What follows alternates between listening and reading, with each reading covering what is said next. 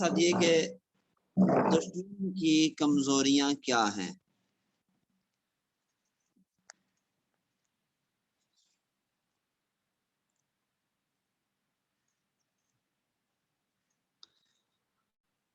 اب دیکھنا یہ ہے کہ ہم نے کام کرنا کیسے ہے،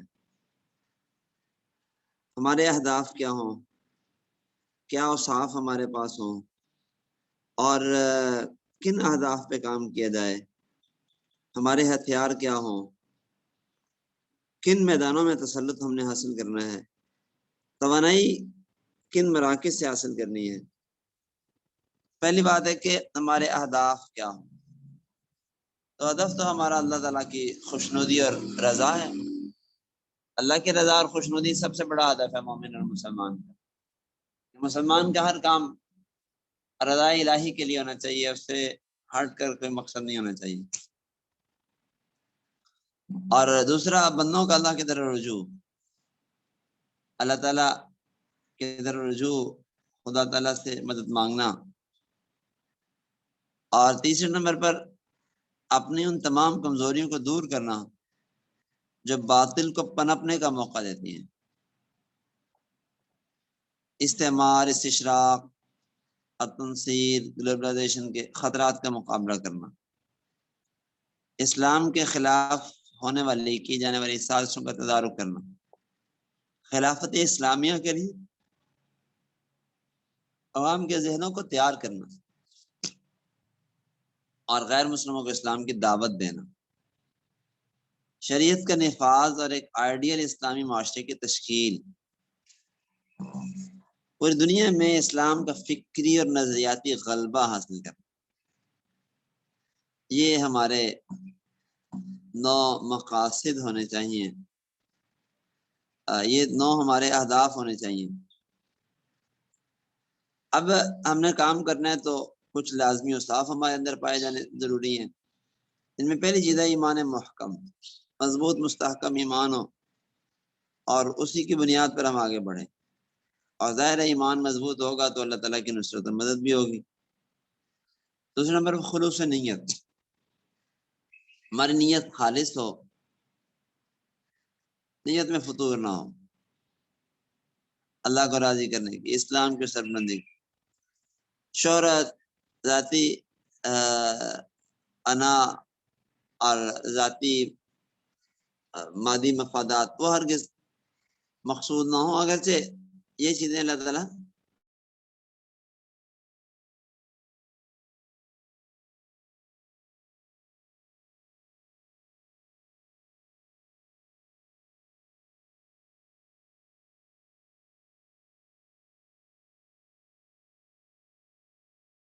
آپ کی کثرت کرنا اور ہر حال میں ہر وقت اپنی زبان کو اللہ کے ذکر سے تر و تازہ رکھنا.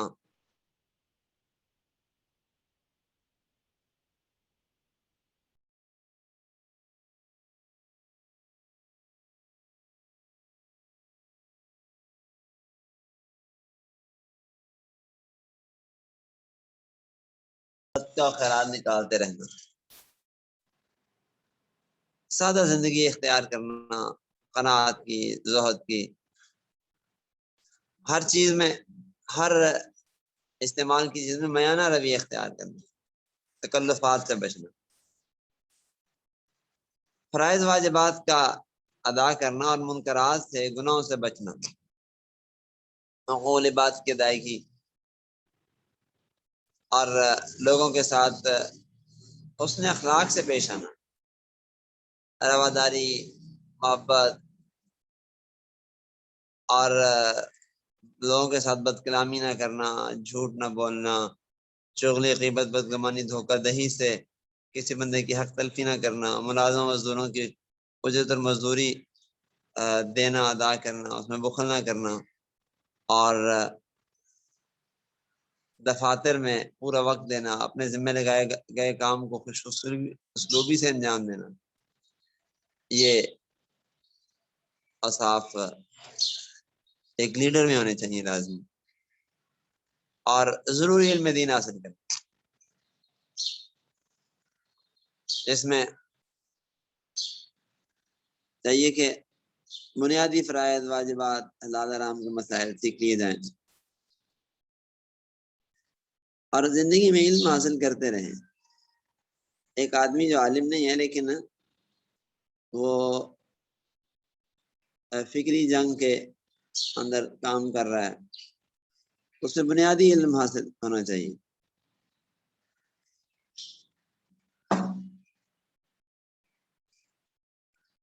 امت کی فکر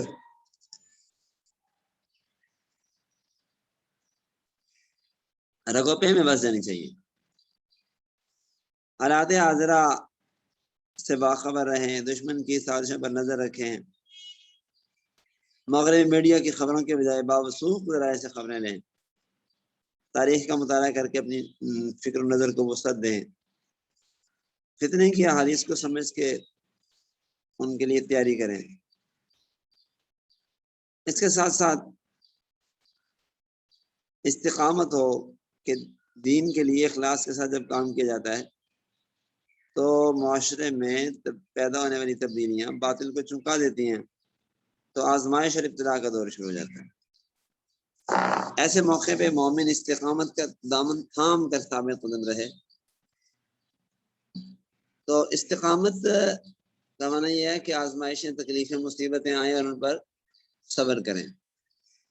اس معنی میں استقامت اللہ سے مانگنی نہیں چاہیے، کام آ جاتی ہے جب کام کرتا ہے انسان تو بسا اوقات اللہ تعالیٰ سے عافیت ہی مانگتے رہنا چاہیے، لیکن اگر آ جائے تو پھر ڈٹ جائیں، ثابت قدم ہو جائیں، پاؤں ڈگمگانے نہیں چاہیے۔ پھر ہم دشمن کا مقابلہ کر رہے ہیں تو ہمارے مخاطب کون ہے، ہماری محنت کا محور کون ہے، کن لوگوں کو ہم نے دشمن سے بچانا ہے؟ تو اپنی ذات کو سب سے پہلے، اپنے گھر والوں کو، وانفسکم واہلیکم، اپنی برادری کو اور غریب طبقات کو معاشرے کے، اور پھر اس کے بعد مالدار لوگوں کو، صاحب ثروت کو، اور پھر طلباء کو، خواتین ہیں، بچے ہیں، رول ماڈلز ہیں، حکام ہیں۔ اپنی ذات میں تو تبدیلی لانے کی، مثبت تبدیلی لانے کی ضرورت ہے۔ ظاہر ہے کہ اگر مجاہد اور غازی میں ہی تبدیلی نہیں آئے گی تو پھر دوسروں میں کیسے آ سکتی؟ اور اس کے بعد اپنے اہل خانہ کو دعوت، نبی پاک نے بھی سب سے پہلے اپنی گھر والی کو جا کے دعوت دی، اپنے بچوں کو دین سکھانا ہے، اور انہیں فکری جنگ میں متنبع کرنا ہے۔ اب آج دیکھ لیں کہ عالم ہے اور اولاد اس کی بگڑی ہوئی ہے، اور اس کی اولاد کوئی انگریزی طرز زندگی اختیار کرتی ہے، سب نہیں، بعض کی میں بات کر رہا ہوں، بعض بھی کیا، اب تو بڑھتے ہی چلے جا رہے ہیں۔ مسجد کے امام صاحب ہیں، بیٹا ان کا ٹائی شرٹ لگا کے، پینٹ شرٹ ٹائی پہن کے وہ انگریزی اسکول میں پڑھنے جا رہا ہے، اور وہ ہر وقت پینٹ شرٹ پہن کے رکھتا ہے اسکول سے آ کے بھی، اور مولانا صاحب خوش ہیں اس پہ، حالانکہ یہ باطل کی تہذیب ہے جس نے ہمارے اوپر مسلط کی۔ قدر نظر اس کے کہ پینٹ شرٹ پہننا جائز ہے، ناجائز ہے، مکروہ ہے، مباح ہے، ان بحثوں سے قطع نظر یہ بحثیں بھی وہ جان بوجھ کے ہمارے اندر پھیلاتے ہیں، اس لیے تاکہ ہم ان میں الجھے رہیں اور باطل اپنا کام کرتا رہے۔ بھائی یہ لباس پوری دنیا میں اب عام ہے، ساری دنیا کے لوگ پہنتے ہیں، ہمارے صاحب پوری دنیا کے مسلمان پینٹ شرٹ پہن رہے ہیں، یہ انگریزوں کا لباس نہیں رہ گیا، یہ مسلمانوں کا لباس ہو گیا۔ اب والیوں کی باتیں چھوڑ دینی چاہیے، اس قسم کی باتیں لوگ کہتے ہیں، اور یہ مولوی صاحبان جو ہیں ایسے وہ بھی ایسی باتیں کرتے ہیں، انہیں کے بلی بول۔ دیکھو بھائی، ہم مذہب کے علم بردار ہیں، ہمارا اور ہماری اولاد کا، ہمارے اہل خانہ کا لباس وضع کرتا وہی ہونی چاہیے جو جناب رسول اللہ صلی اللہ علیہ وسلم کا ہے، جو صلحاء کا ہے، جو نیک لوگوں کا ہے۔ اگر ایک عالم اور ایک جاہل کی اولاد میں کوئی فرق نہیں ہے تو اس عالم سے تو وہ جاہل دنیا دار آدمی بہتر ہے۔ تو اس پہ ہمیں غور کرنا چاہیے، ہمیں اپنی اولادوں کو صلحاء کے لباس پہ لانا ہے۔ اب اس پہ بہت سارے بیچارے مرد وہ مجبور ہو جاتے ہیں اپنی بیویوں کے ہاتھوں کہ جی کیا کریں، بیوی نہیں مانتی، تو اس کی تربیت کس نے کرنی ہے؟ وَأَنفُسَكُمْ وَأَهْلِيكُمْ نَارًا، اہلیہ کی تربیت تو شوہر کے ذمے ہے۔ تو یہ ایک بڑا المیہ ہے کہ ہم علماء سب سے پہلے اس بات میں نہیں سمجھنا۔ اب جیسے بات آئی پہلے اقتصادیات کی گزری، تو مولوی کے گھر میں ہی وہ ساری چیزیں آئیں گی ملٹی نیشنل کمپنیوں کی، باوجود ہے کہ دوسری چیزیں مارکیٹ میں موجود ہوں گی لیکن وہ چیزیں استعمال نہیں ہوں گی۔ تو سب سے پہلے تو علماء کو سمجھانے کی ضرورت، یہ سمجھیں گے تو آگے معاشرہ سمجھے گا، یہی نہیں سمجھیں گے تو آگے عوام کو کیسے سمجھایا جا سکتا۔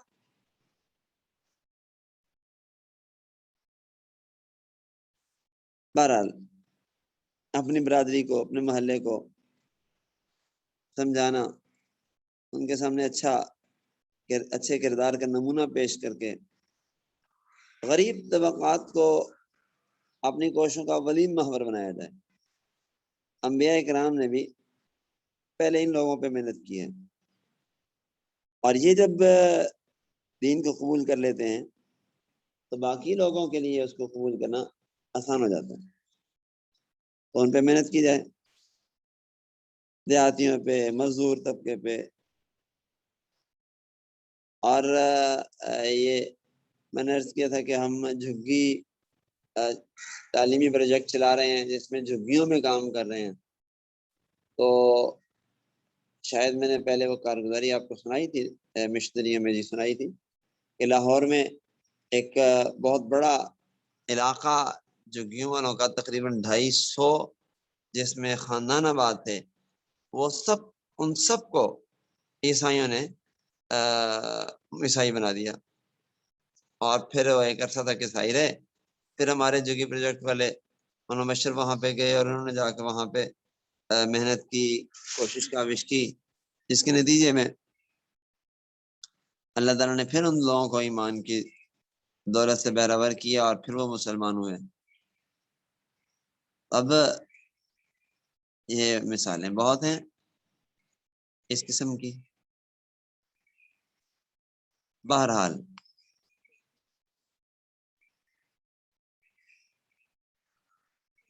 اصحاب ثروت اور ماڈرن طبقے کو بھی نظر انداز نہ کیے۔ یہ لوگ سب سے زیادہ متاثر ہیں اس جنگ میں، اور ان لوگوں پر محنت کرنے کی سب سے زیادہ ضرورت ہے۔ اور میڈیا کے سحر میں یہی لوگ گرفتار ہوتے ہیں، اور میڈیا کی ہر جائز شکل میں انہیں اپنی دعوت پہنچائی جائے، اور ہر جانبدارانہ تجزیوں کے ذریعے انہیں دشمن کی سازشوں سے آگاہ کیا جائے۔ طلباء مدارس کے ہوں، اسکولوں کے ہوں، کالجز یونیورسٹیز کے ہوں، یہ بھی سب سے زیادہ متاثر ہیں کہ ان لوگوں پہ این جی اوز اور ان کے تیار کردہ ٹیچر، اساتذہ ان پہ محنت کرتے ہیں۔ ہمیں ان کی تربیت کرنے کی بہت زیادہ ضرورت ہے، اور انہیں مستقبل سے، اور بلکہ یہ تو بیچارے بچے اپنے ماضی سے، حال سے، مستقبل سے سب سے غافل ہوتے ہیں۔ اور انہیں جو مرضی شکار کر کے لے جاتا ہے، ہمیں خبر بھی نہیں ہوتی. ان پہ محنت کرنے کی بہت زیادہ ضرورت، انفرادی اجتماعی جیسے بھی ہو. بہرحال خواتین امت کی نصف آبادی ہے، بلکہ آج تو نصف سے بڑھتی چلی جا رہی ہے. تو معاشرے کا انتہائی مؤثر طبقہ ہے، ان پہ خصوصی محنت کی ضرورت ہے. اور ہمارا مذہبی کام بھی خواتین کے حوالے سے اتنا مضبوط نہیں ہوتا، تو ان پہ محنت کرنے کی بہت زیادہ ضرورت خواتین. اور خواتین کے مدارس بنا کر ان کی کلاسز لے کر انفرادی اجتماعی جیسے بھی ہو، بہرحال اس پہ بہت زیادہ ہمیں محنت کرنے کی ضرورت ہے.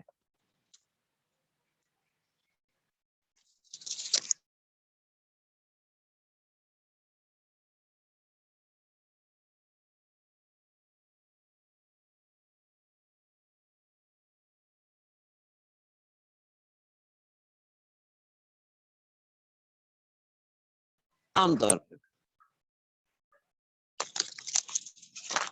دوبارہ خواتین کے لحاظ سے کے حوالے سے ہمیں توجہ دینے کی ضرورت.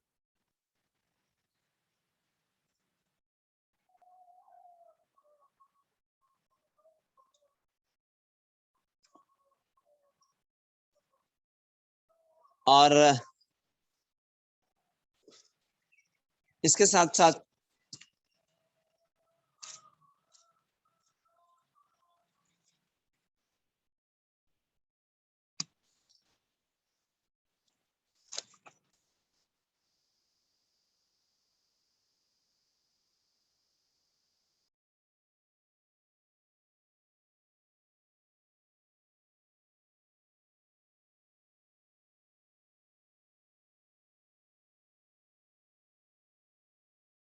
کرنے کی ضرورت ہے.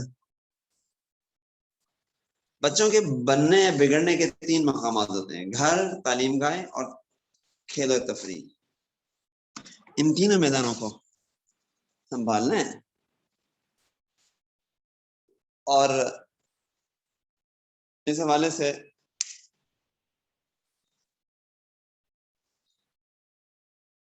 گھر میں عورتوں میں محنت کریں اور نسل نو کو ایسی گود مہیا کی جائے جہاں وہ اسلام اور ایمان سیکھیں.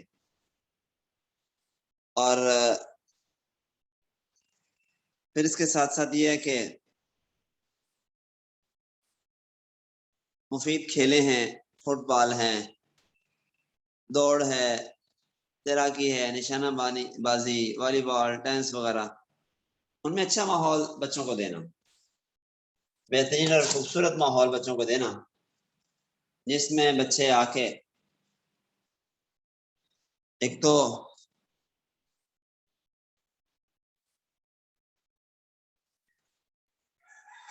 ورزش ان کی اچھی ہو جائے، تفریح ہو جائے، اور اس کے ساتھ ساتھ ان کی تربیت بھی ہو جائے.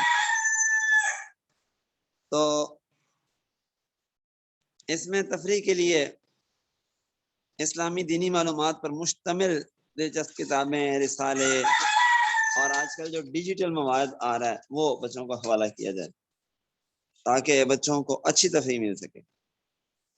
رول ماڈل جو ہیں فنکار، سیاستدان، دانشور، کھلاڑی، یہ معاشرے کے رول ماڈل بن جاتے ہیں اور عوام ان کی تقلید کرتے ہیں.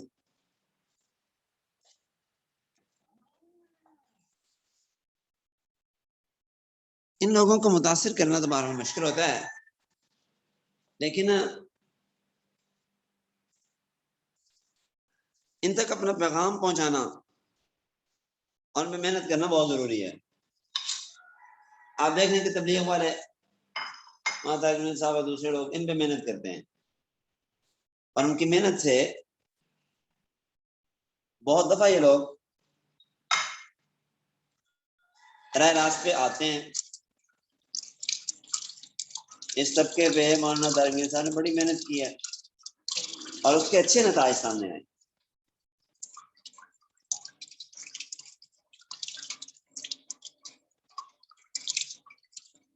بہرحال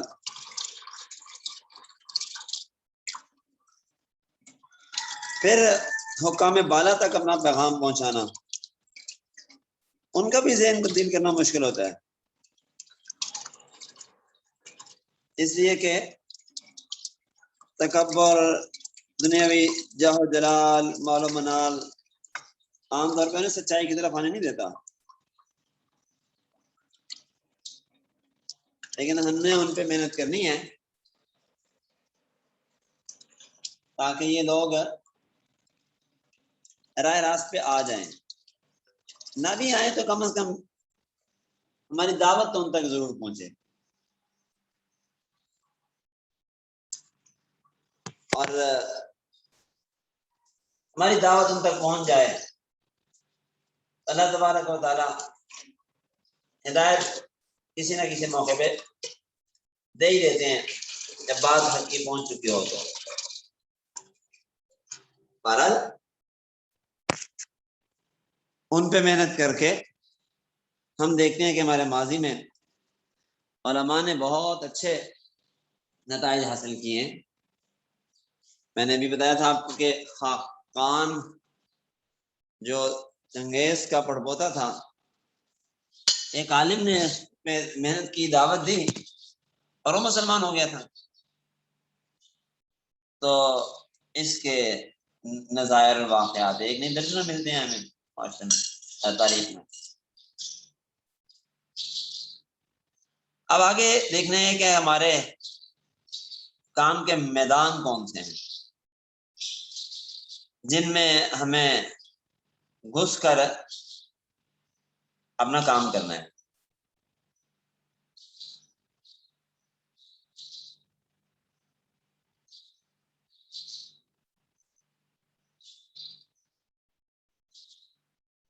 تو ان میں سب سے پہلے تو مسلمانوں کو ایمان کامل اور اعمال صالحہ کی دعوت دینی ہے،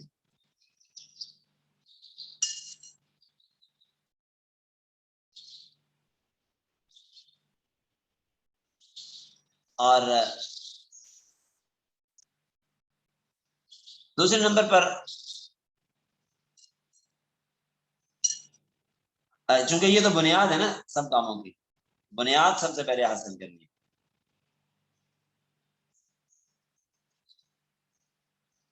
اور دوسرے نمبر پر ہمارے لیے سیاست میں حصہ لینا بھی بہت ضروری ہے، علماء کے لیے بالخصوص۔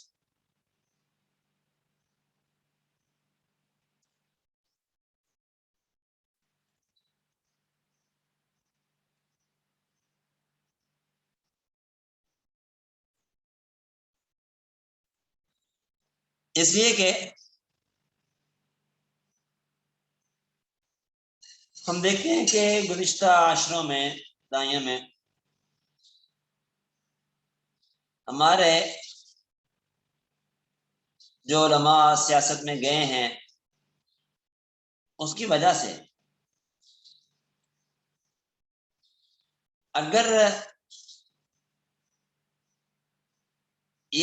یہ نہیں ہوا کہ اتنے عرصے میں غیر اسلامی قوانین بنے ہی نہ ہوں، لیکن اتنا ضرور ہے کہ اس عرصے کے اندر غیر اسلامی قوانین کی رفتار کم ضرور ہوئی ہے۔ بہرحال نتائج ہیں،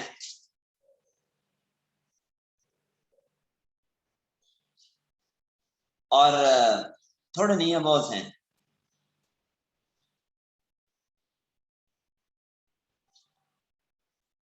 اس لیے یہ میدان چھوڑنے کا نہیں ہے۔ ابھی پیچھے ایک رپورٹ آئی تھی کچھ عرصہ پہلے کہ بنگلہ دیش کے علماء نے کہا کہ شکر کرو تمہیں اللہ تعالیٰ نے مولانا فضل الرحمان جیسا اور ان کی جماعت کے بہترین قائدین جیسے لیڈر عطا فرمائے ہیں جو ہمارے پاس نہیں ہے، جس وجہ سے ہمارے خلاف قانون سازی کی جاتی ہے اور ہم کچھ نہیں کرتے۔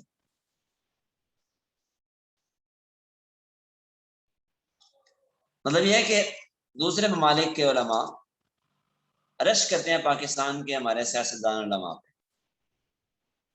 اور ہم قدر نہیں کرتے.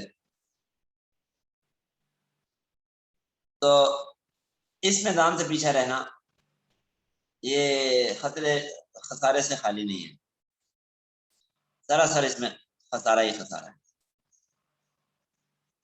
اور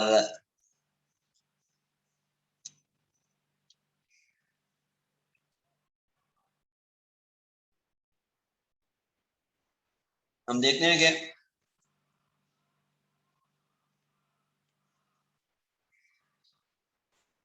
تاریخ میں جب بھی علماء نے اس میدان سے غفلت برتی ہے تو بہت زیادہ نقصان اٹھایا ہے.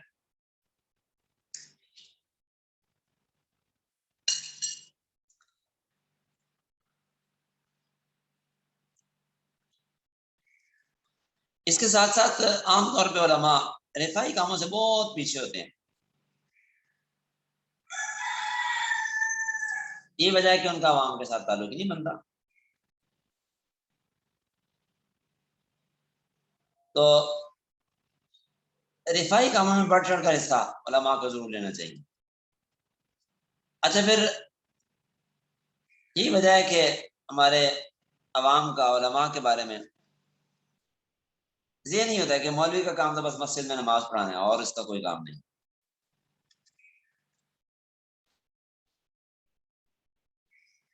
مولوی صاحب تسی تو جاؤ مسیتے نماز پڑھاؤ، اللہ توبہ کرو، بس آپ کا کیا کام سیاست.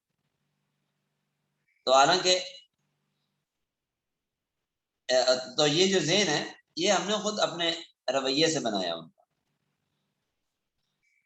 تو ہمیں اپنے ان رویوں کو کم از کم درست کرنا ہے.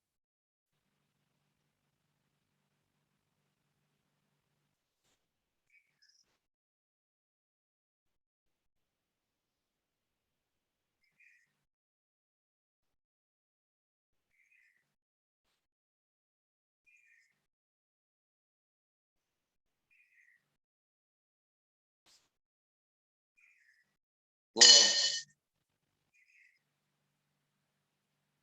مولانا منظور چنوٹی صاحب رحمۃ اللہ تعالیٰ فرماتے تھے،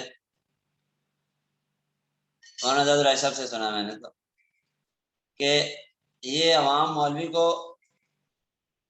پیسہ بھی دے دیں گے، لڑکی بھی دے دیں گے، سب کچھ دے دیں گے، لیکن اگر نہیں دیں گے تو ایک ووٹ نہیں دیں گے. یعنی وہ اس کو ووٹ کا اہل ہی نہیں سمجھتے عوام. ہمارے پنجاب میں تو بطور خاص آپ دیکھ لیں، اور جو علماء ووٹ لیتے ہیں تو اپنی عوامی خدمات کی وجہ سے لیتے ہیں.